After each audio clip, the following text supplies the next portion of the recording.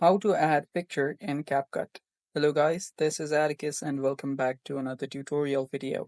In today's video, I'll teach you guys how you can add a picture in CapCut. So without any further ado, let's dive right into it.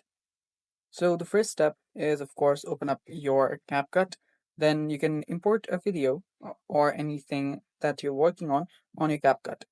Then you will need to now upload a picture on the media section. So head over to the pictures location.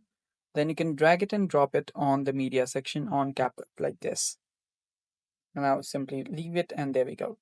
Now to import this on your video or to add an image to your video, simply head over to the video, I mean the image, then tap on the plus icon right there.